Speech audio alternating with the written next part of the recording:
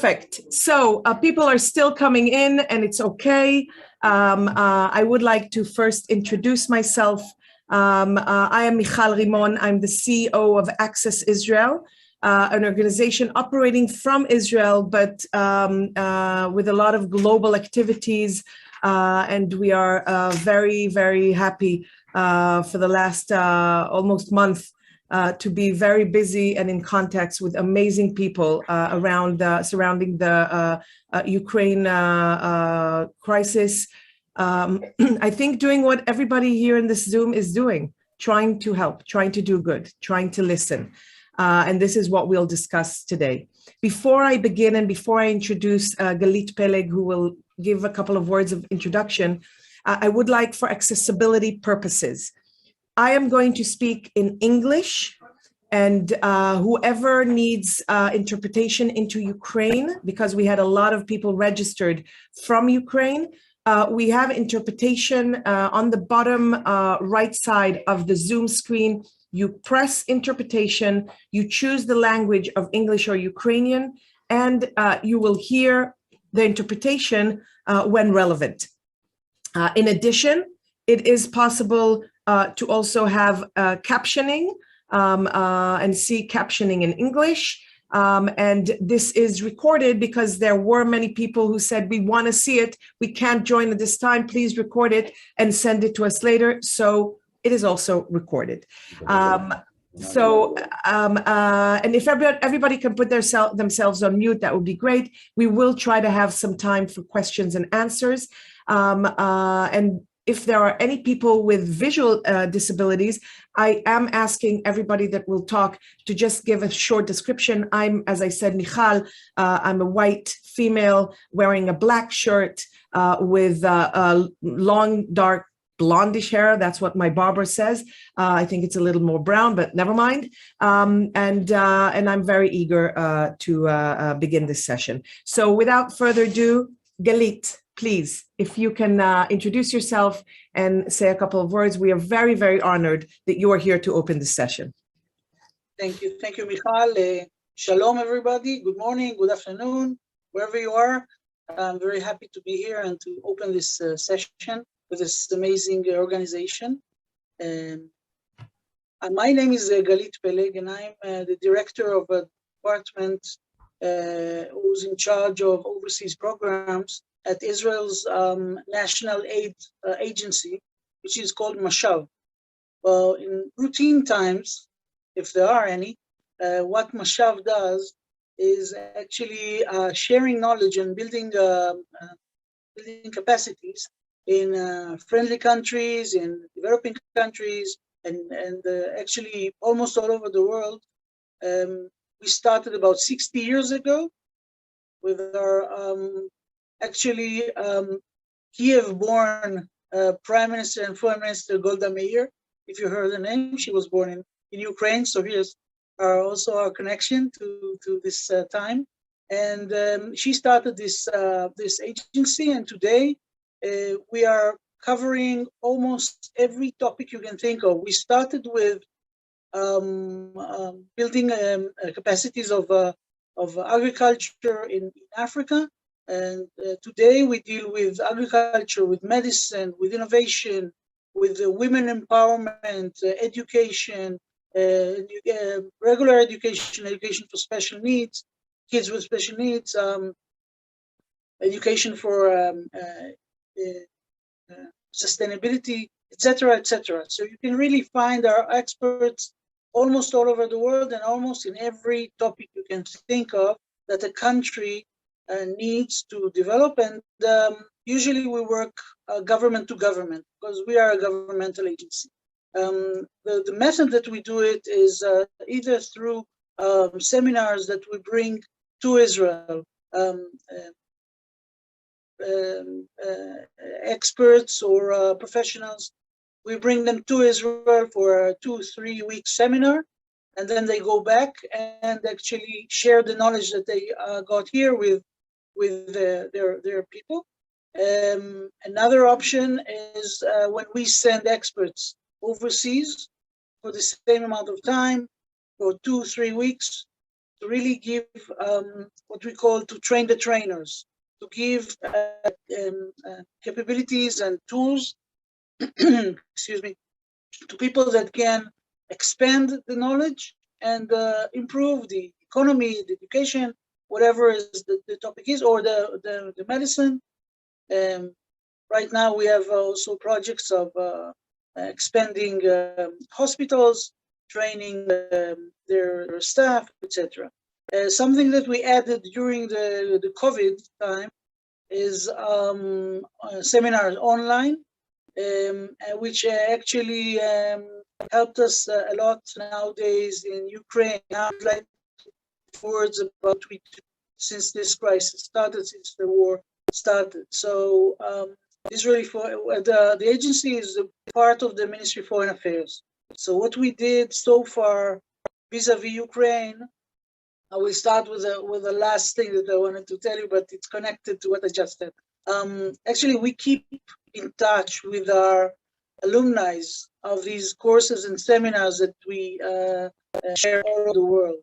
So what happened in Ukraine is that we got requests, and actually the initiative came from our alumni in Ukraine, and they asked for seminars and to if we can assist as our training department can assist in giving seminars online to professionals. So in the last few weeks, we already had a few seminars or webinars with professionals like therapists, psychologists, psychiatrists, educators regarding how to deal with situations of trauma. Unfortunately, in Israel, we know this from different situations. We even had a webinar with Ukraine with midwives, how to work when a woman has to give birth under fire, under stress. So even this kind of seminars we already gave in the last 3 or 4 weeks. So this is one thing that we do, and we continue doing it. Mostly topics that are coming as requests from people in Ukraine, what they need. In the last seminar, I can tell you, for educators of children with special needs, we had over more than 500 people on the Zoom on one seminar listening, and I really hope that it helps the people in Ukraine to go through whatever they go through now. The other things that we do in the last about 3 weeks ago, we sent as Israel sent 3 planes with about 100 tons of equipment, medications, and other equipment like blankets, coats, etc., to Ukraine. We bought huge generators that we handed to the municipality of Lviv to support the water system, the electricity system, the hospitals in the area of Lviv, because we understand that a lot of people are getting there, and the population there really expanded in the last month in a way that the city needs help. A very important thing that we did was, and actually I just came back from Ukraine 2 days ago, on Sunday.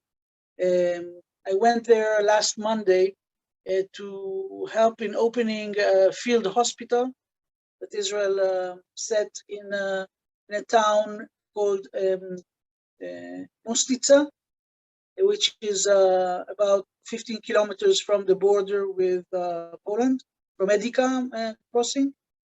And we have their amazing staff of doctors and nurses, and they give service to the local people and also to the refugees that are passing there from Lviv towards the crossing in Medica. There are a lot of children that are going there, and from what I see, they give them not only medical treatment, but they give them a lot of affection. And the number of hugs that I saw between doctors and patients, I don't think I ever saw in any normal hospital. But they're really giving their hearts there. Now, these are the things that the hospital, by the way, was coordinated by the Ministry of Health, the Ministry of Foreign Affairs, Mashav, and the Sheba Medical Center, and all the doctors that went there volunteered to go, and I spoke with them, and they're really amazing. Now, all the things that I mentioned now are actually things that are being done by the state of Israel to the people of Ukraine, but through government to government agreements. I have to say that from my personal experience, when I went to Medica crossing on the border between Ukraine and Poland, and then I went also to some of the centers where refugees are gathered there, I heard a lot of Hebrew, and it was quite amazing. I mean, we understand that people that are coming from Ukraine are not necessarily poor, or just people like us that had to leave everything and just flee out of their homes. They, with uncertainty, I said somewhere that the only steady thing in their life now is uncertainty, because they really don't know what will happen to them. A lot of women, young women with very young children. So the Israeli organizations are waiting for them. And actually, Medica, the first thing you would see if you cross the border, the pedestrian, when they cross the border, they see an Israeli flag of one of the Israeli organizations. They created their, besides the first aid and medical treatment, they created safe space for children so that the mothers can let go for a few minutes. The children can play, they can see the children. The mother can drink coffee, maybe have a cigarette if she needs that. But really, I imagine that walking with the children or moving with them 3-4 days, 1 week, that you have to take care of the kids, and they are tired, everybody's exhausted. So yes, these Israelis are just waiting for them at the border with other organizations. Of course, there are a lot of organizations from all over the world, but many, many Israeli NGOs that came there, just took a plane. I met young people there that I asked them, with whom are you? And they said, we don't know yet. We just took a plane and came to see how we can help. And now we help these and we help these. And we met their, medical clowns and everything. So the Galit, fact that thank you. Thank you very much. And I think that to stress even more what you're saying is, I think that the people who are joining us here today are really from those organizations, Israelis, non-Israelis, Ukrainian, and it was important for me to put us all, even though you guys are all in this already. I really appreciate it and appreciate what you guys are doing. Your staff is probably one of the first we contact whenever there is a need for help, and they're amazing. So thank them all on our behalf. I will end my introduction just to say that the fact that you're organizing this event is also a part of the sympathy and the willingness and the spirit of volunteering of so many Israelis. And one thing that I didn't mention, that we opened at the Foreign Ministry a center to connect the hundreds of thousands of people that want to volunteer and donate with your organizations, so that we can match the donors with the necessities. So this also exists in the Foreign Ministry. In Hebrew, we call it Matat Center, and I can leave you with the numbers if you want. I leave you with Michal afterwards. And to say that this there's so much volunteering, in not only on the government level but also on the society level. It's the civil society. It's really amazing to see how much care there is. And I think, we are talking about crisis, but it's the light, maybe the ray of light here is to absolutely see people care and want to help. And I will give you back the floor now. Thank you very much. Thank you very much for your words and your sharing, and thank you for everything you're doing. And now we will jump right into the training. Now, before I begin, I want to say, the way we believe is, I don't know everything. probably if I will sit and talk to each and every one of you has so much information and so much amazing experience that I'm sure that the best thing would have been to do a big table and just talk all of us and share. And this is a little bit part of what we are planning to do ahead. I'm sharing our presentation. I'm doing screen 2, you said, right? Here? Screen 2. Okay, so I'm sharing our presentation here. And you see now the purple vest, right? Okay, so what is this purple vest thing? This is the first training under the Purple Vest initiative. If you remember, and I will move immediately to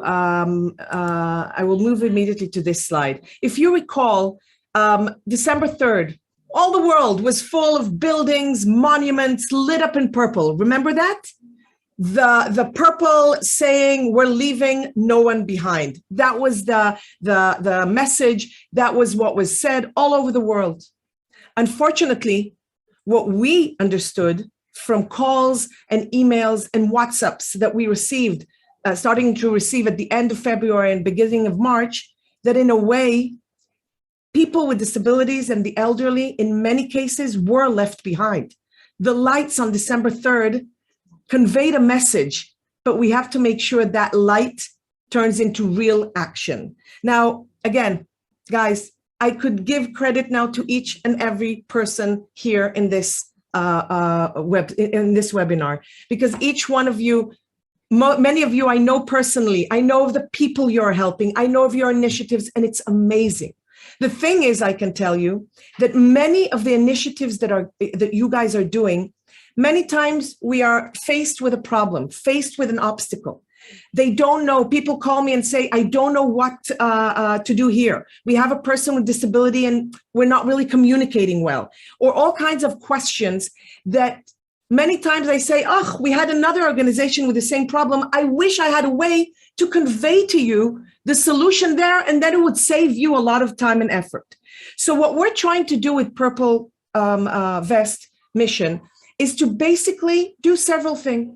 First of all, bring us all into connection, share information that we learn from the experiences each one is doing, provide training and tools, and be a vocal point.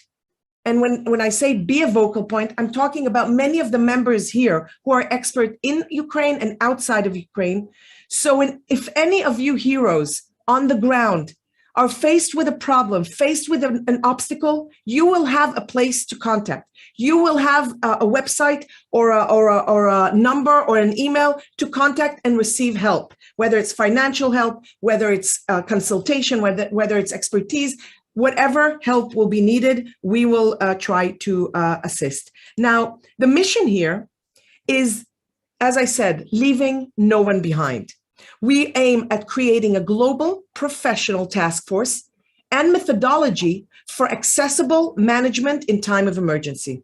And what other time of emergency, and that what we do here. Now, people have asked me, Michal, why are you so keen on focusing on people with disabilities? Everybody is stressed. Everybody is in some kind of post-trauma following the things that they see, the things they experience. And I agree. But people with disabilities and the elderly, and I can tell you the same we saw also with COVID-19, their challenges are even more stronger, more extreme. First of all, we're talking about people that in many cases have increased vulnerability, increased stress. Lack of accessible information is something that we have heard all along. People know that somebody is coming to pick them up from home, but what next? What will happen in the next stop that we'll be at? How are we sure that we will be taken care of in an accessible way then? All of the generic solutions and regulations do not always fit. I'll give you an example. We had a border crossing where a young adult of the age of 19 with a very severe cognitive disability could not communicate well, attempted to cross the border with his family, and he was stopped because he was over the age of 18 and a male. And that was the regulation, and we totally respect and understand it. But there wasn't the understanding of what we do with a person that cannot really help with the fighting and at the moment needs the assistance to go to a safe place because his cognitive disability requires this. This is just one example. Again, there's all kinds of solutions, and eventually he did pass. We have a problem to balance, on the one hand, the need and want and wish to escape, and on the other hand, understanding that for people with disabilities, there are certain accessibility rules that if you don't have them, you're rather off taking a chance and staying in a bombarded city. Because if you will not have accessibility, you can develop some diseases or some medical mishaps that can be life-threatening, and then you have to choose between two bads. Another thing is, as we said, the uncertainty of the fear of the unknown, which is very challenging when you're a person with disability. And remember, the escape mode, which is totally understandable. When people are faced in a time of war, the majority are escaping, or they want to escape. And many times, they're not necessarily remembering the lonely elderly man in the apartment next to you that is left alone, that does not have somebody to take care of it. Of course, we heard amazing stories of people who have helped, but we always have to remember those who were left behind. Now, I didn't want to put pictures here because it's not about the pictures. It's about the stories, the people, the person behind the disabilities. And we have dealt with so many, with various disabilities, various challenges. And we have to remember that each case is unique. Each case has their own specifications that need to be taken care of. And we need a lot of creativity, a lot of network, a lot of connections in order to make this wheel continue and roll.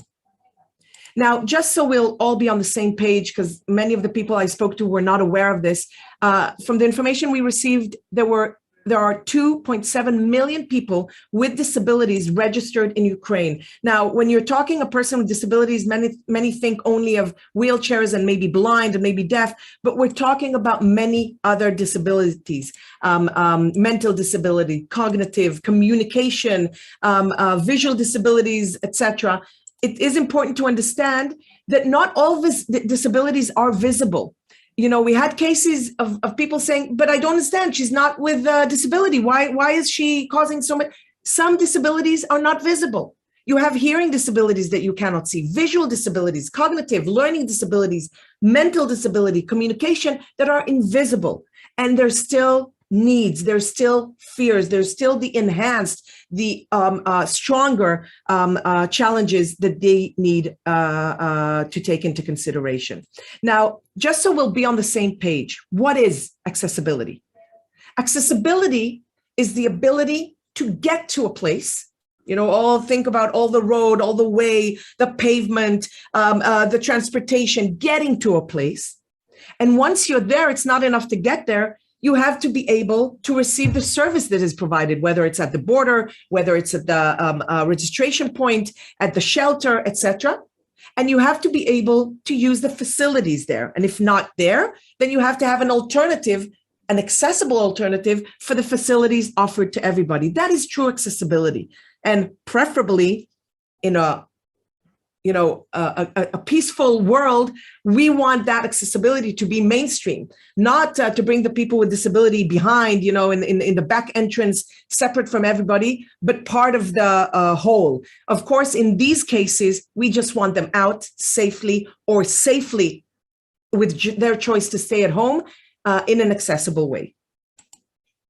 Now, from all the cases that were brought to our attention and all the amazing organizations that are here and joining us, we have tried to map here an evacuation roadmap, just so we'll understand the steps and understand the difficulties for people with disabilities and solutions in each of the steps. Now, I'm telling you again, as I said, I don't have all the knowledge. If you think that we're missing something, that there's something that needs to be stressed, please contact us. This is the first of, I hope, many trainings that we will do here. The first step is information. You have to understand that many people with disability will not go out on the road, on the journey, without having knowledge, to know what they're expecting. Now, we have to remember that there is a lot of lack of information, a lot of confusion as to where you find the information.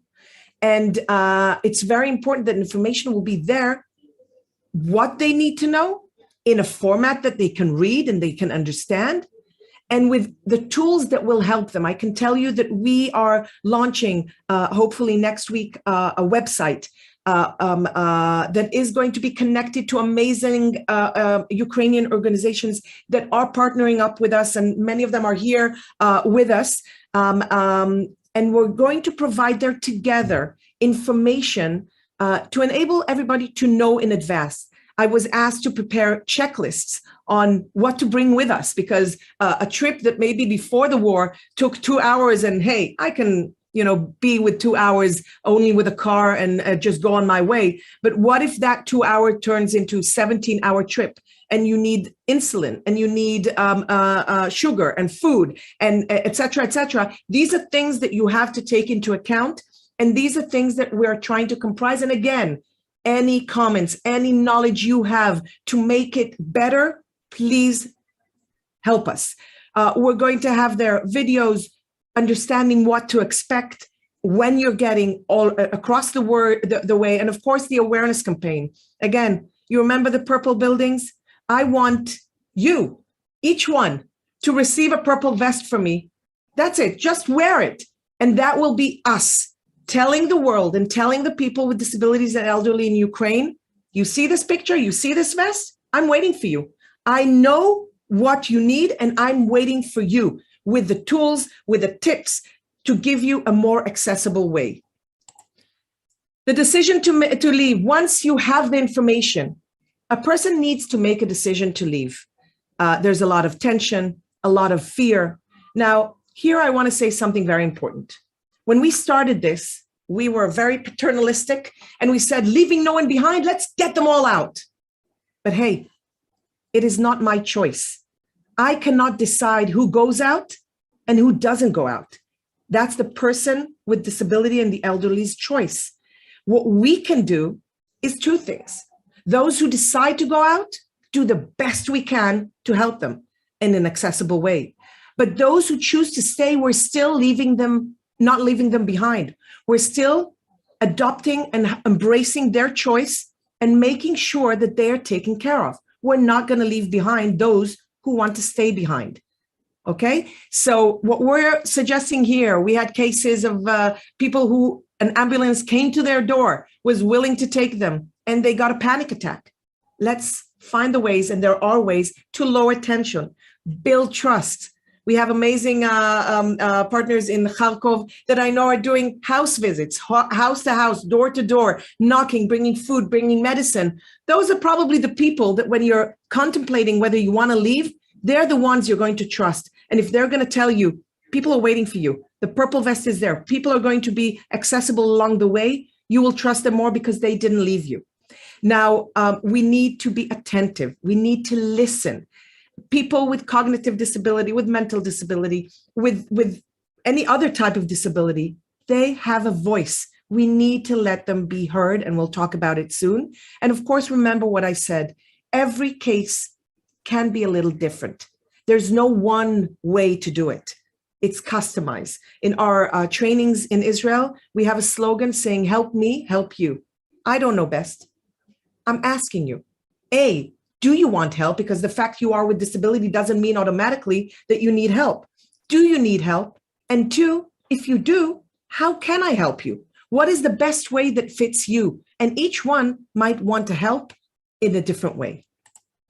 Once they decided to leave, how are we going to get them out of the house? So again, we had cases of, and I don't need to tell you, I'm sure you guys are all aware and familiar, cases of, 9-story buildings with no electricity and no elevators. How do we take down a person with disability that has a heavy electric wheelchair? How do we assist somebody who has to be all the time horizontal? Again, this requires experts, and this requires knowledge. And we would love to really make the connections, because there are those among you that have the experience, that have the knowledge. And I can tell you that as we speak, we are purchasing additional vehicles for horizontal evacuations. And we are receiving from the ground the places that need it the most. If you think you are in such a place, contact us, because I assume and I believe that by next week or the week after, we will have several cars like that, and we would like to make sure they go to the places that they are needed.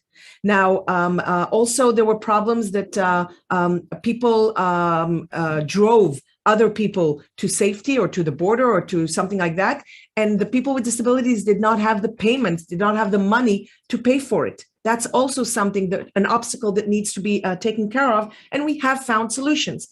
I must tell you that one of the lemonades of this whole time is that we find good people that are helpful, that will help along the way, whether it's with money, whether it's with equipment, with medicine, with food, or just with companionship. And again, leaving no one behind.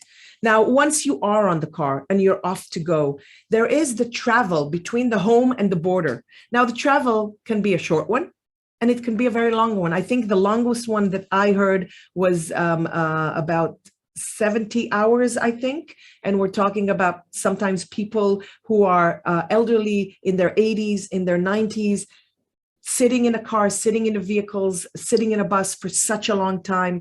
And of course, that is something that we need to take into account. We need to make sure that we are prepared.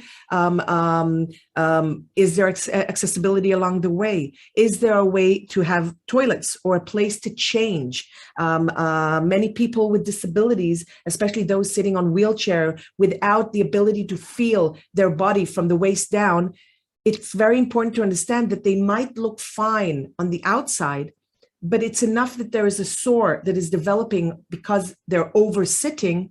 That can be life-threatening. They will have to have along the way places to stop, to get off of the seating position in order to allow the body to recuperate. And these are things that are needed to take into consideration. And I see here people nodding, and you know what I mean. And we just need to make sure that the angels and the heroes that are coming there and doing these amazing evacuations know this. And more importantly, are listening to the needs and finding solutions. If you don't know, if you're not sure, talk to us, and we'll be more than happy to change.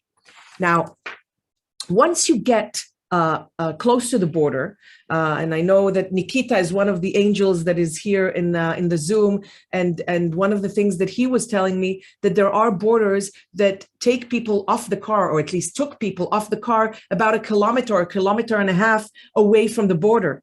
Now, maybe for me, especially when I'm running and trying to get to safety, a kilometer and a half won't be a problem. But for an 85-year-old person, that's a problem. And there are solutions. There are borders who enable solutions there. Vehicles that are approved to have the people stay on the vehicle, on the bus or on the minibus, and cross the border with it. We need to know, we have heard from people on the ground that there are sometimes different regulations or different practices in different borders. So if we know that a person has a specific disability or a specific need, we are making sure to send them to the right border, to the border that we know the solution there is feasible. Again, long lines. We have to remember that this is a problem for a person. Everybody, especially in these situations, does not like to stand in long lines. But for some people with certain disabilities, this is catastrophic. They cannot do it. And many times it leaves them at home because they don't want to even go on this ordeal. And of course, one of the things in this training is the first one, and we are in touch with the Ukrainian ambassador here in Israel and offered our help in providing training for representatives in the border in order to make sure that there are people there who know, who are sensitive, who have the tools and will know what to do then. Once you do the border crossing, again, we are talking about horizontal evacuation, getting payment, as I said before. The signs, the instructions Are they accessible? Will it be possible to understand what's going on now that you cross the border and you're in a different country with a different language sometimes? These are things that we need to take into account. Again, training is very important. And the registration points. So here again, we heard that there were lack of training, lack of knowledge of officials and volunteers, a lot of good will, a lot of amazing people who are helping. But again, when there is a big wheelchair that does not fold, it cannot fit into a regular car. It cannot be picked up easily into a bus. And these are solutions that we need to take care of. I can tell you that we have sent many vehicles, accessible vehicles or transit that made the passing easier in order to enable wheelchairs, especially those who do not fold, to fit in a car and go off to the next stop, the registration or the secure home. So these are the general roadmap that we need to keep in mind. And now I would like to focus, and again, I can tell you one thing I hate is presentations with a lot of words in them, a lot of letters, a lot of words.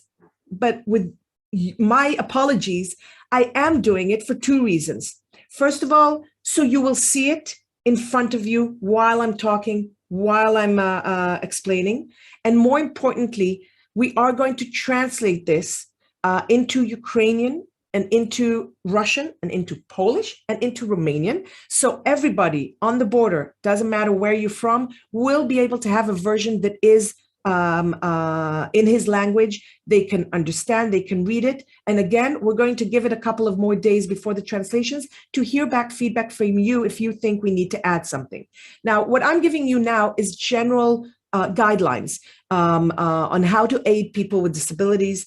Unfortunately, Israel and Access Israel has a lot of experience with emergency times. And we have gained a lot of these experiences since then. And in the last months, with everything that is flowing into Access Israel from the heroes on the ground, we have comprised something that is customized to Ukraine. Again, waiting to hear feedback from you. The first thing, as I said before, don't be paternalistic. Don't think that you know best. Ask the person what he needs, if he needs help, and how he wants to be helped. The second thing, don't touch a person, his aids, equipment, guide or assisting dog without the permission. There are people, again, that you don't see that they have additional disabilities, non-visible disabilities, that touching is something that they cannot have. It will be something that will be very detrimental to their mental health at the time. And it's they know how to do it, especially people who are blind, know their order, know the way they put things. It's very important to make sure to keep this tip. Another thing, talk to the person with disability. Doesn't matter that they have another person next to them. They are the person. They are a person that have a say, that they want to express what they want. Don't talk to the guy, to the caregiver next to them. When you're addressing the person, talk to the person. Of course, the caregiver can give also more information, but let's respect the people themselves. Before the evacuation, make sure the person takes all the essential equipment and documents. We had cases where people, in the rush of leaving, in the panic, in the stress, left, they forgot the money on the table. They forgot the papers in the drawer. If you are there at point zero, taking them out of the house, let's wait for a second, make sure everything is in order, and take them out. Help and offer, again, do you need my help in carrying? And if so, help them carry the things. And make sure, if a person needs escorting, make sure not to leave them alone. We had cases in other incidents where a blind person was escorted. They knew somebody was next to them at all times. And then at a certain point, the guy next to them just wanted to make sure they won't have to stand in line. So he left the blind person and ran to arrange it. His will was very good. But for the blind person, he's there, standing, doesn't know where, doesn't know what's around him. There can be loud noises. There can be all kinds of unexpected things. We need to make sure you visualize in words whatever is happening. Okay, this is very important. Now, in emergency situations, and now I'm talking again in general, but more focused on Ukraine. First of all, be sensitive, attentive, patient, and respectful. Be calm and build trust. I was telling you about the case in Kiev, I think it was, with an elderly lady that the ambulance already came to pick her up, and she got a panic attack. She didn't want to go. Now, if you do it in a way that is building trust, building a relationship, that is something that always could help, and it's something that we need to bring into consideration.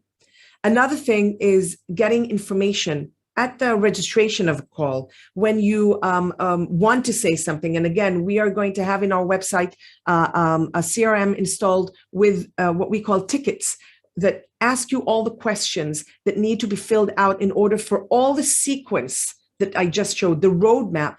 All the people and the organizations along the way will receive the information that is needed for clear information, for evacuation. So get the information about the independency, about the medical situation.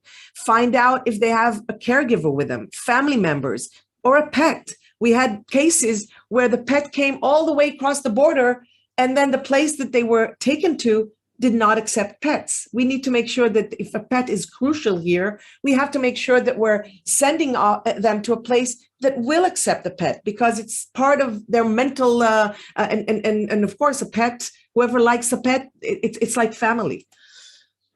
Make sure, and this is something that the purple vest is really putting the stress on, make sure that every person involved in the sequence is aware of the accessibility needs and relevant details.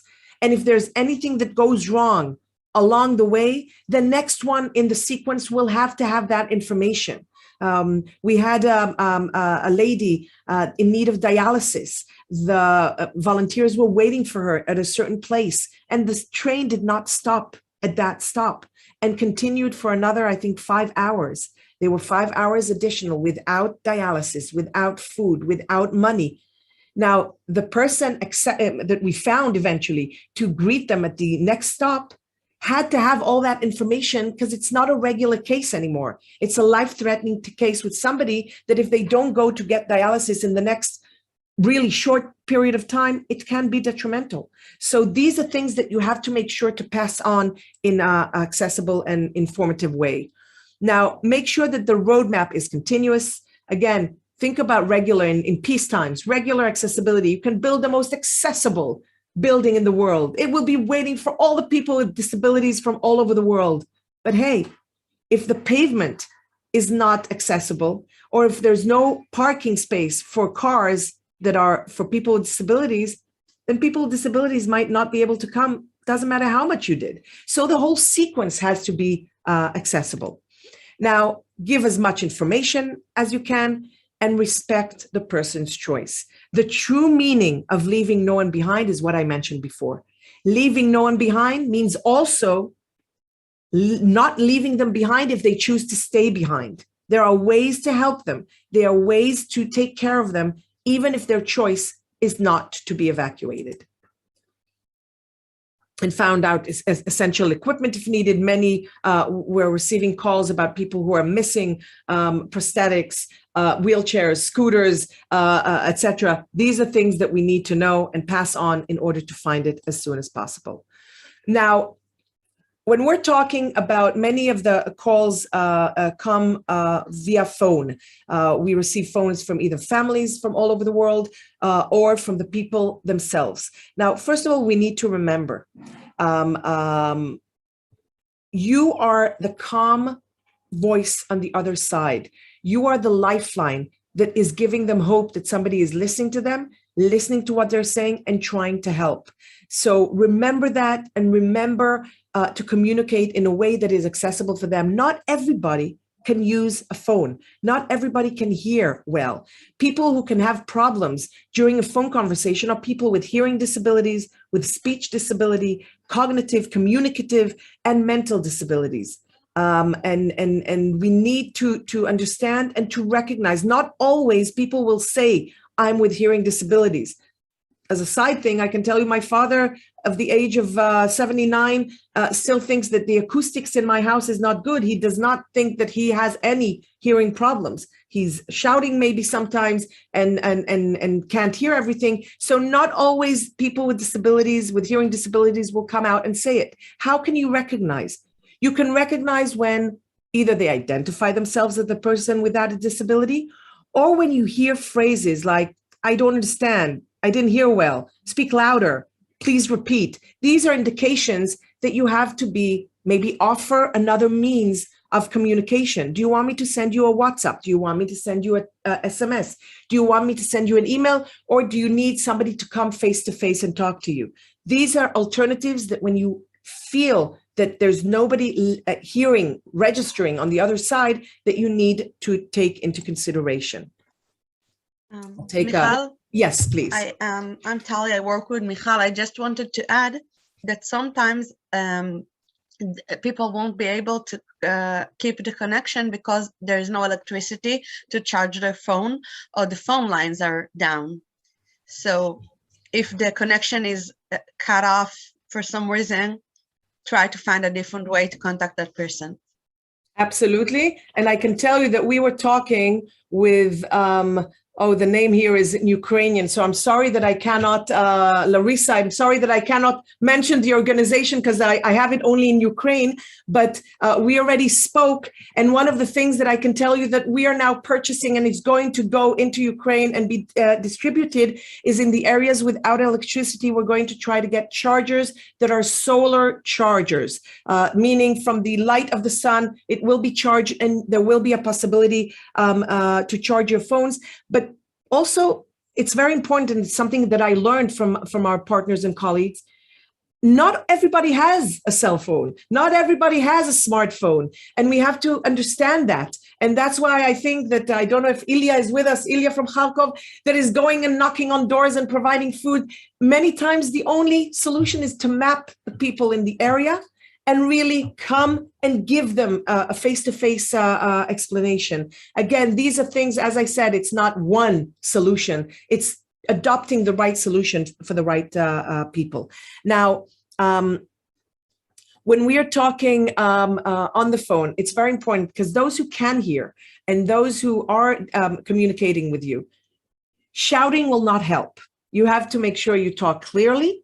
You have to make your sentences short and simple. You have to make sure that you're calling from an area that has minimum back voice, and stay with the person until you know and you understand that he understands you. And again, if there is a problem, SMS, WhatsApp, or face-to-face, make sure somebody gets to there. And of course, with SMS and emails, you have to make sure, again, language barriers, short, clear, no big words. We want to be straight to the point, okay?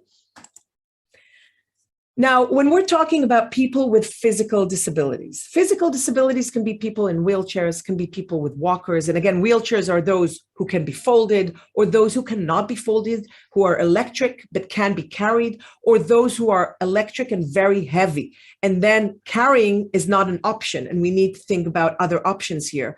A question that needs to be asked is, can you make a couple of steps? I mean, there are people with disabilities that can still, with assistance, with help, leaning on maybe something, can make a step or two, and by that go into a regular vehicle, and then the wheelchair or the walker goes in the back. So this is a question you need to ask. Do you need horizontal evacuation, or is it okay to be evacuated sitting down? Talk about the potential length of the journey. Make sure with the person that they can withstand this length of journey. And of course, needs of electricity. We had cases of people who needed oxygen, needed connection to electric means for the way. And again, saying, yeah, we have an electricity for 2 hours is not sufficient, because what happens after the 2 hours, if there's a bombarding on the way, or if there's a reason that the car stops and we're not getting to the destination? This is things that we need to take into consideration. Again, the cars, the vehicles that we are trying to get at least part of them, some of them are going to be with electricity on them in order to make sure that the evacuation of these complex cases are done in an accessible ways. Now, find the right way. We were talking about sequence. So when you're planning it, and now I'm doing a pause here for a second and talking to you. We have people here, some in Lvov, some in Kharkov, some in Kiev, some in other towns and places along the way. The power of all of us together will enable a purple vest evacuation. If you are in a town in the area between Kiev and Lvov, let's say, and you know that this is a road that evacuations many times go by, and you have a stop that is accessible, that has a place to change your positions, that has a place to lie down and rest, this is information we need to know. You know it. You're using it. Great. Let's join hands. Let's join the information. And that way, when Nikita calls me next, I will tell him, listen, this complex case, we have Oleg in the town an hour and a half from you. You can make a stop there. And of course, many of you are already connected, but many are not. We are receiving such calls. So the idea is, let's join hands. Let's share the information in order to assist each other the way that has been done in the next month. And the success stories are amazing. And let me see.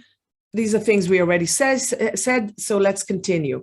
Aiding people with hearing disabilities. It's very important. Look at my lips right now.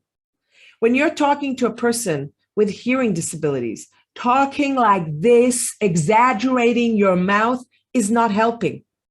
In many cases, they know how to read your lips. They know how to understand you just by looking at your face, at your gestures. Don't exaggerate. Don't shout. This is something that will just cause more confusion and more stress. If there are smartphones around, today we have amazing applications, and we will upload links to such applications that can offer free, instantaneous translation, simultaneous translation in writing, captioning to people that are conversing in different languages, or in a way that you need to converse and you don't know sign language of that country. And by the way, you don't have that. You don't have a cell phone. Many times, just writing down or drawing pictures or marking fingers and pointing to places or to things can do the trick. Be creative here. Hand gestures help. Again, communicate any loud noises around you. Think about it, the people with disabilities will not necessarily hear sirens. They will not necessarily hear breaking of glass or cracking or stuff like that. So make sure you make it visible, make it communicated to the people that this is what is going on. An important thing, guys, we are dealing with a war in Ukraine, but hey, the rest of the world is also dealing, and Ukraine is dealing with a COVID. So there are many people with masks. So of course, when we're in a good place with lots of things, there are these see-through masks that enable people to read lips. But I assume we don't have a lot of it when we're in the field trying to evacuate people. So although we are protecting from COVID, take it off, talk. And if needed, put it back on. It's very important. People with visual disabilities. And again, I'm sorry, Gennady asked me at first how long it's going to take. So from the minute I started, we're only 40 minutes. So I still have 20 minutes. So I apologize, Gennady. But I'm trying to really put in as much as possible. And of course, I will be available for any questions afterwards. When we're talking about aiding a person with visual disabilities, it's very important. And this lowers stress dramatically. Explain, visualize in words, introduce yourself, introduce where you are. I'm next to you, I'm 5 steps away from you. We are in, and describe the place. And now don't move anything without updating the person and receiving confirmation that he understood you. I can tell you that we had cases where there was, for example, an inhalator that a blind person needed, and they are so organized. They put everything in the right place and they know how to take it out. And when you think you're doing them a favor by moving things over or helping them, taking it away from them and making it lighter, etc., you can cause them to be in an attack and not know, they cannot see it. Even if it's 2 centimeters, 10 centimeters, or whatever in a different pouch, they cannot see it. So make sure not to move anything, not to touch anything without conversing with the person. Now, again, as I said, here also, if it was regular times, I'd tell you a joke about the blind person standing on the side of the road, and a child comes and takes him and crosses the road with him because they want to help the blind person. And once they're on the other side, the blind person says, "Thank you so much. You're so kind. Now, can you bring me back there because I was waiting for a friend?" So do not think, again, don't be paternalistic. Don't think that if they're blind, they need help. Ask them and ask them how to help. And again, as I said, verbally assist the person, describe what's around you, and if there is need for anything else. Okay, breathing a little. Aiding people with cognitive, mental, or communicative disabilities. Now, I'm stressing here, I'm Access Israel. We usually do not put all of these disabilities in one slide because each one of them deserves a special treatment. Everybody deserves a special consideration. But for the sake of this presentation, we are trying to find tips that will be good for most, and to make it as short as possible. If you have cases like that, talk to us. We will be more than happy, and we will upload in our website information, specifically tips that are specific for each part, each one of these. Now, it is important to remember, as it says here in the slide, that people with these disabilities are usually not visible. And during crises, they tend to feel more stress, more confusion, more pressure, added panic. And we have any change from their routine is something that can be a real problem. And we have to take them back to a little bit of normalcy as fast as possible. And be considerate of that. This is something that is very important to understand. So show sensitivity, show tolerance, be patient, even if their reactions seem out of context and not appreciative. Understand. Speak to the person in precise and short, simple sentences. Introduce yourself.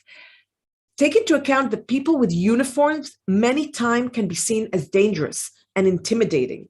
I really hope that the PR that we're going to do to the Purple Vest is going to send out a message that Purple Vest means it's okay. It's people who know how to deal with you. Help us in that. We will send you over. Let's just start wearing purple and making sure people know we're there for them. Now, when there's a person with, I think it's the next slide, make sure to tell them how long this whole process takes. And again, check if the person has a calming object, comfort blanket, teddy bear, something that calms them down. Guys, this is not child play. In many times, this is crucial. This is their way to get back to the zone, and make sure you ask them and make sure that they take it and nobody takes it away from them. By the way, many times a pet can be that comforting element, and we need to make sure that that pet can come along, that pet can be there to help them. Avoid making assumptions or pressuring them. And people with speech disabilities, don't finish up their sentences. Allow them to talk. Of course, unless there's a crazy emergency that cannot wait. So say like this, say the sentence and ask them to nod. That way, in times of emergency, there's lack of time. Let's do it in that way, giving them the feeling that you are still listening to them, you want their response, but we're trying to speed things up because it's more difficult at that time. And remember that your actions, especially for people who are in this mental state, in this cognitive disability, your action can have an ongoing effect. So be sensitive. You don't know, trust many times your instinct because that works the best. but listen to the people, listen to what they're saying, and make sure they understand what you're telling them. I can't believe it. I think I'm almost on time. Now, what I'm, and I was just given a note. Okay, I think I mentioned that, but I'll say it again. What we gave here is really generalized tips. We are going to have more elaborate tips on this. And I know that there are people here who are people with disabilities in Ukraine. If you think that something that we said here is missing, please, Tali, if you can put on an email of Access Israel or a telephone that we can have you send SMSs or WhatsApps, please contact us. We will add, we will change. And of course, we are going to elaborate more on each aspect as needed. Now, what is next? What do I want from you guys? What I want from you guys is as follows. First of all, if you are a person with disability listening in here in Ukraine and maybe connected to other people with disabilities, spread the word. Help us. Help us spread the word. Help us tell people there are solutions. There are organizations out there wanting to help. Have people communicate. Am I staying or do I want to go? And if I'm staying, what do I need? Let us help. I can tell you again, one of the amazing things of these times is the willingness of people to help. And we have encountered amazing organizations and amazing people that Galit just gave a taste of it at the beginning. So that's your task. Dear people with disabilities in Ukraine, we're here for you. Help us, help you and all your friends. Pass it on. And Larisa, can you tell us the name of your organization and the website so people will know to contact there and it will be connected to our website also?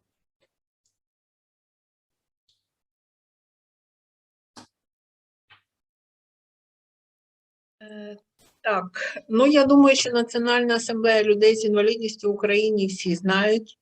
І наш веб-сайт, Фейсбук, контакти також всі знають, ви ними користуєтеся. Тут присутні дуже багато представників наших організацій з різних областей України, ті, які займалися вже евакуацією і людей з інвалідністю з важкими формами. Я вам розказувала, тут присутня Світлана Демкована з Вінниці, я бачу, тут її команда, он махає рукою. Тут присутня Олена Кравченко, вона з Маріуполя вирвалася. Я бачу Наталію Московець, вона працює з глухими, з Полтави, бачите.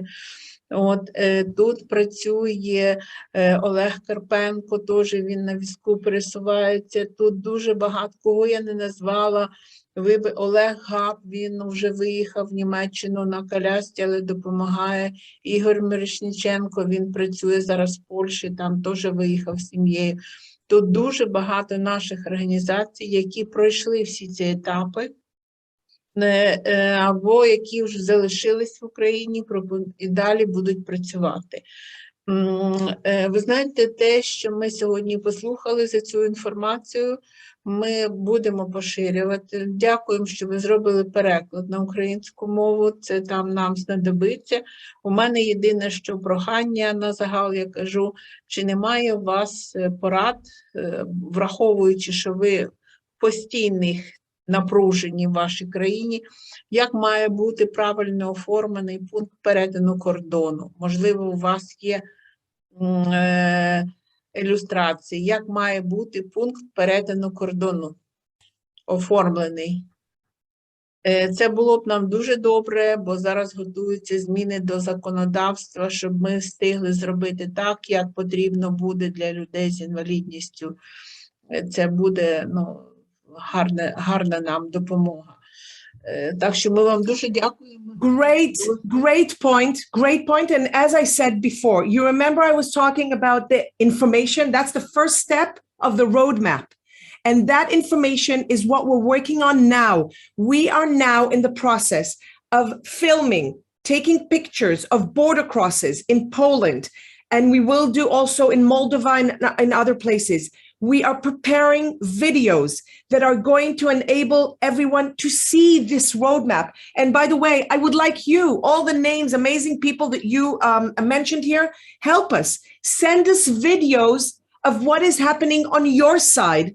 So we will have it as a sequence. We will be able to, again, as I said, if there's somebody in a town that is between Kiev and Lvov, and that's on the road to escape, send us a video of a stop there that you can stop at and have an accessible toilets and have maybe an accessible shower. Send it to us. We will comprise it all to one video so people will be able to see in advance, to know in advance. That is exactly that. And I can tell you another thing, Larisa. One of the things that we are now trying to organize, and I'm sharing with you things that I'm not even supposed to share, but just so you'll understand, we totally hear you. We are in the process of trying to get to all kinds of border and registration areas, see what needs to be, many times accessibility is in the small details. Small things are not accessible and it can ruin everything.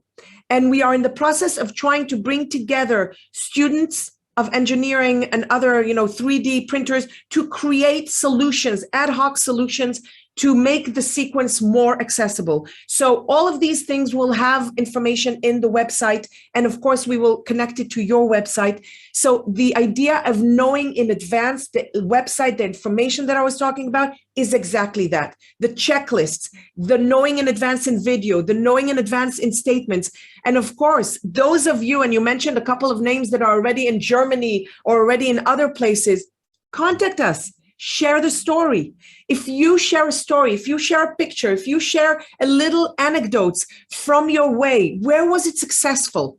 Where was it difficult? First of all, it will help us know where to focus our attempts to make it more accessible in the places that were difficult. But if you had a success somewhere, share it. We will join it into the Purple Vest roadmap, and we will make sure that amazing organizations here know about it. And know not to make a right, make a left, and you'll have an accessible stop there. Okay, so that's a very important point. Thank you for raising that. So one, I was talking about people with disabilities on the call. Number two, we have here organizations that are operating in Ukraine, on the border of Ukraine, and outside of Ukraine, in registration places, in all kinds of refugee camps, etc. For you, I'm saying, contact us. Join this effort. Each organization is doing their own. That's fine. Continue doing the amazing things. I'm not trying to dictate to you a different agenda. The only thing I'm asking, if you are a manager or a leader in an organization or in one of the places here, appoint 1, 2, 3 people who will wear purple vest. Let them contact us, or you can contact us. We will provide all the training that is needed, all the tips, telephones. We will connect them to other purple vest wearers in other places along the way. Let's connect this amazing human network that will bring people with knowledge, with expertise together to make this travel, to make the sequence smoother. So if you are an organization here, or if you are an individual, send us your information, send us your location. Tell us, I'm operating in the area of Kharkov. I'm operating from here to here. Send us that information. We will make sure to bring everything together and create the sequence. One of the ladies that I don't see here in video, but I know she is here, is Hila. Hila is organizing all this in Access Israel, and she is the focal point for this. And her email, I think, is already in the chat. Write it. Use the email. Send her the information. Send her the success stories. Your friend from Germany, I want to hear from you. I want to see a picture. I want to be able to say to the people with disabilities in Ukraine, I'm out. Who needs help? I will share my experience. I will make it easier for you so you will not have to encounter difficulties that I did, or you can enjoy the success that I experienced. This is what it's all about. So spread the word for people with disabilities and the elderly. Let them know we're here. Spread the word between organizations or individuals volunteering. Sign up to this. Let's together make this sequence a change and make it accessible as much as we can. Again, I'm not naive. I know this is wartime. I know the most important thing is getting you guys safe, whether you choose to stay or get out of the country. We're going to do everything in our power to assist you. But again, it's not me, Michal Rimon. I'm just here talking because I like talking. It is the combination of all of you, the combination of all the people here and others that are not here now, but they will join us. So join the Purple Vest mission. Join this initiative. Let's join hands and move forward together. Now I'd love to have, if you have any questions and you would like to maybe share something or focus more, please. I'm turning the interpretation on, so I'll be able to hear if you are speaking Ukraine. What I suggest, if you are talking, let's introduce yourself, name, where you're from, and then we can continue. If there's anyone, and of course, if anyone needs to leave, I don't want to disturb your very busy time. And sorry that we are about 18 minutes late. But you can leave now and contact us later. Whoever can stay and would like to talk, would like to share something, please do. Who would like to go first? Not everyone at once. Can I? Yes, of course, Gennady, please. We missed the call yesterday. We'd love to hear you. Gennady, please. We cannot hear you, Michelle. You cannot hear me? No, it's okay now. No, it's all right. Okay, so Gennady, please, and then I see somebody raising their hand, please. Myself, right. Yes. Well, yes, my name is Gennady Polonski. I'm kind of strange animal. I was born in Kazakhstan. I'm Russian by culture. I lived in the UK for 30 years. I'm British professor. And my wife is from Uzhgorod. And that's explain why I'm here. The last 9 years, I was living in Uzhgorod. I love the place. It's at the border. I can see from my house, I can see Slovak border. It's 1.5 kilometers. Wow. And Hungary is about 17 kilometers. And what I saw here made me, first of all, made me emotionally distressed. I probably will need help myself because what I saw is just unbelievable. About 12,000 to 15,000 people arrive to the city every day from all over the country. By train, by car, from Mariupol, from Kharkiv, from Kyiv. Most of them go, abroad. They go straight to the border, mostly Slovakia. And again, I saw terrible pictures. And in fact, what I saw, and maybe I'm kind of a little bit stepping on somebody's toes, but I didn't see much organized action. A lot of voluntary work. A lot of people who really wanted to help, thousands of them, like me. I'm professor in economics. I don't have experience in helping, but at the same time, I think I do what I can. I'm hosting people, I'm hosting children at my house, I'm bringing people to the border, and like everybody else do. And what I would like really to spread the word about your initiative and the presentation, really, it's common sense. But on the other hand, this common sense must be voiced, and people should know that yes, there are, because it seems to be simple, but those without disabilities, they cannot see through the eyes of the person with disabilities or the elderly people. And can you imagine that when we were entering the country, we were on holiday in Poland, Croatia, skiing when the war happened. And we decided to come back. And we decided, my wife is a strong woman. All Ukrainian women are incredibly strong, for good or for bad. But so we entered the country, and it was like from some Hollywood blockbuster. People with machine guns, people were staying for more than 10 hours in the queue. And it was cold. It was, it was kind of end of February, so it was cold. And yes, they were on Slovakian side.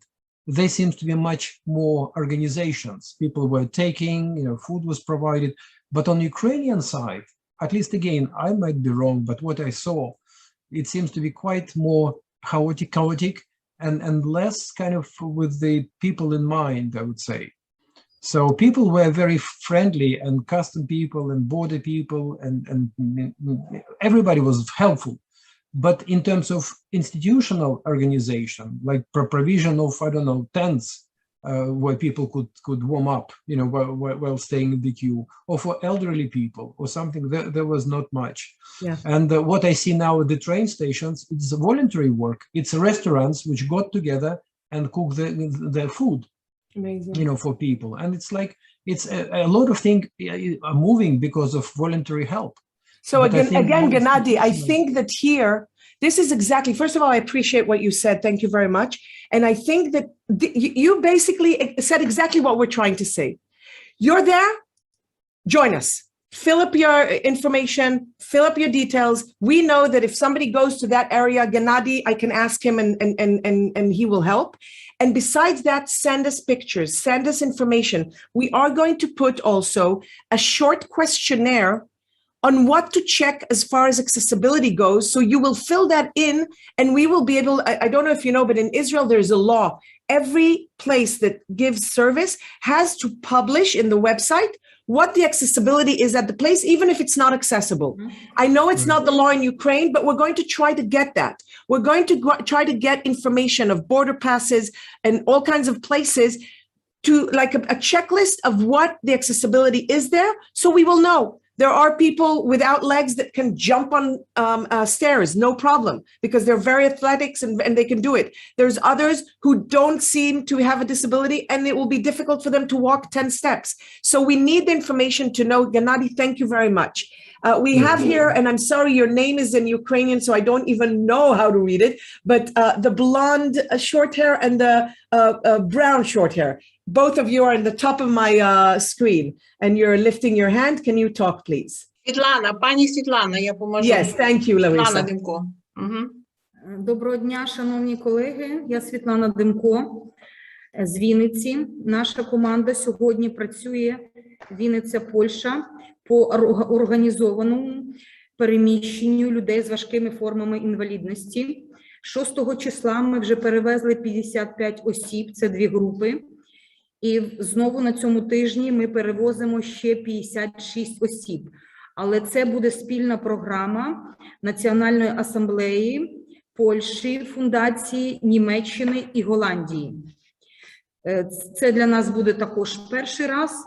І ми писали, що ми дуже хочемо, нам потрібна допомога в навчанні наших прикордонників. Коли ми їхали перший раз, то мого сина, який на візку першої групи інвалідності, це після нього наш міністр соцполітики прийняли, допомогли. Його висаджували з автобуса, його виносили на руках, його і ще одного хлопця. І тільки коли вмішалась наш міністр соцполітики, водіїв і наші автобуси пропустили. Дуже важко розмовляти з прикордонниками. Сьогодні, на жаль, працюють волонтери, які не пускають автобуси з людьми з інвалідністю на кордон і заставляють чекати в черзі.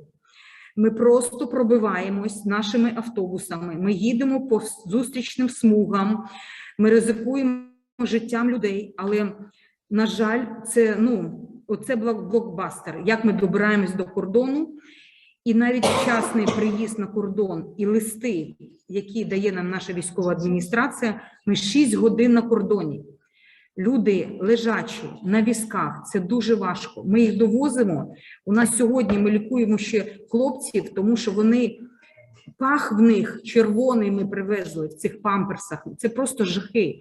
На сьогоднішній день ви правильно сказали, що ми не тільки повинні перевезти, ми повинні довести живими і більш-менш здоровими. Транспорту для горизонтального переміщення нема. Сьогодні ми будемо перевозити жінку з розсійним склерозом на надувному матрасі. Дуже багато у нас лежачих сьогодні. Ми не можемо вивезти дітей, молодих людей, які тільки горизонтальні. І це навантаження на наші громадські організації.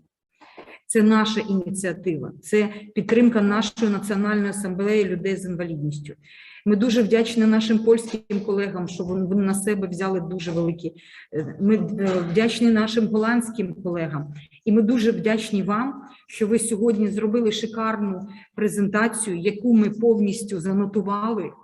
і дуже будемо вдячні за переклад, тому що ті речі, це живі речі, з якими ми стикаємось. І ви дуже багато сьогодні чому нас навчили. Дуже дякуємо вам і сподіваємося на підтримку. Amazing. Thank you very much. And first of all, as I said, you will receive the translation. That's number one. Number two, please contact. Once you contact, I can tell you that there are places where we know people are allowed to pass with buses. There are other places that cannot. We have connections on the Polish side. If it's in the area of Krakow, we have an amazing friend, and I don't know, some of his students might be with us now, Stasek from Krakow, that is really an amazing human being that has helped many cases there. So we are able to help. And again, it's not Michal, it's the purple vest initiative. It's connecting the dots, is making you have partners that you wouldn't have reached on your own. So register to the link that Hila will send you, and we'll be more than happy to help. And regarding the horizontal, I think we spoke to Larisa and Natalia and everybody, and we will discuss with you options of assisting also with vehicles that will help you escalate your attempts. So thank you very much. And I think that what you said is basically strengthening what I said. So I'm happy because it hit home. So the information I'm receiving from the ground is true, and I understand. Now we have Stanislav Alwasiak. Yes, please. No, sorry. Yelena is Kravchenko, мабуть. Да? Да, це я. Okay, Маріуполь. Я є керівницею громадської організації «Повір у себе» міста Маріуполь. На жаль, так склалося, що я виїхала одна без своєї організації, але зараз ми потрошку вивозимо наших клієнтів організації, членів організації, сім'ї. І в мене таке, знаєте, запитання, ну не запитання, а побажання. То, щоб ми евакуюємо людей уже на границю, це дуже гарно. Але ж добратися по території України до границі для таких людей дуже-дуже важко. От зараз у мене в Бердянську сидить 4 сім'ї з дітьми, ну, з молодими людьми, з дітьми на візочках, і вони не можуть навіть попасти в оцей коридор, який робить наша держава, тому що їм складно добратися до того місця, де зараз оці автобуси знаходяться, і вони в такій патовій ситуації, що якось з Маріуполя волонтери їх вивезли, а ось тут далі пересуватися по Україні і добратися до Вінниці, ми їх чекаємо, вони не в змозі, тому що нема транспорту, нема можливості на візочках виїхати їм. Тому я хотіла звернутися до всіх, хто має причетність до евакуації людей з інвалідністю, що треба теж продумати і оцей транспорт, як можна людей з інвалідністю евакуювати з тих, ну будемо говорити, місць, де йдуть і військові дії, вони такі активні, неактивні, але там йде обстріл теж. А не говорячи про те, що Маріуполь зовсім там залишилось тільки моїх членів організації, я зараз так підсчитала, десь біля 1000 людей знаходиться сімей, які не змогли виїхати звідти із інвалідністю. Вони в підвалах, без ліків, без води, без їжі. Тому це дуже велика така проблема зараз. От. І той транспорт, про який говорять наші колеги з Ізраїлю, що можливо буде вивозити людей, які лежачі, які горизонтальні повинні бути евакуовані, щоб все ж таки оцей транспорт доїжджав хоч би до якоїсь безпечної границі на території України, де цих людей могли би забрати і евакуювати вже сюди до границі або до якоїсь частини України, де їм буде безпечно. Дякую. Ну, в мене багато емоцій, я можу багато говорити. Дякую, Єлена. Дякую, що ви живі. Дякую, да. First of all, thank you very much for sharing. And I will tell you, I want to make 3 points here. Number one, it's okay to be emotional. I think all of us are. And I would like you, again, to send us information in a very precise way. Hila will send everybody here a link to a form that you can fill out, and that way we will know about the cases. Number two, again, I'm Michal. I'm Access Israel. The amount of help that is needed is very, very big, and I know that. And I don't want to make promises I cannot keep, but I can't do it alone. But I think that here, even here in the call, there are so many organizations represented, and we're connected to others that are not here in the call, that if we will join the hands, if we will make this purple vest sequence, slowly maybe, but we can help. And I can tell you, Yelena, we will wait. I know that we had a guy helping evacuate people from Mariupol. He's back in Kharkov now. We will also hear from him any suggestions that he has, and we will do our best. And again, if you're in organizations that is there or can assist in the places, and you need, connections, you can take from point A to B, but you need help for somebody to take back from point B on. Contact. Let's make the connection here. Thank you very much. Now we have Stanislav.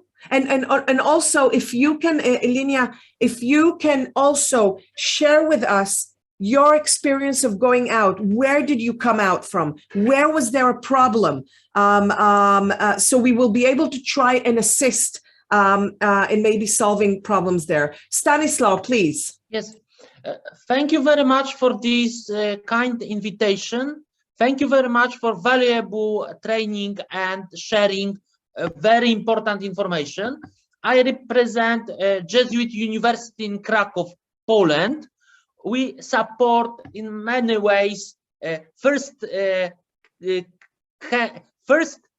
responders to the crisis, and we try to learn from you how we can be of help to sustain our work and scale up. In that context, we just learned that the Polish Fund for Disabled allow and help people from with disability in Poland. So we will try to encourage people with disabled people in Poland to share their experiences to work with disabled people and senior people in Ukraine. So we hope to see you very soon in Krakow. We are looking forward for this, and I believe that Polish-Israeli-Ukrainian partnership and wider European context may give good results, and we are looking forward to work with you and contribute to the great work you are doing. I just want to double check. Stanislav is Staszek? This is Staszek? Yes, yes. Well, I mentioned you. I can tell you that Staszek is my first contact there. And when he says that he is helping, you can trust him. He's helping. He's doing amazing work, and he's definitely, Staszek, I can consider you part of the Purple Vest mission already, right? Thank you. Absolutely. Absolutely. I do appreciate your work. I learned a lot, and there is a great way of going forward. We understand that needs increase very much, but also our ability to support, especially disabled people, should go along, so nobody is left behind. Absolutely. And in that context, I'm very, very grateful for being here, being with you, and learning a lot.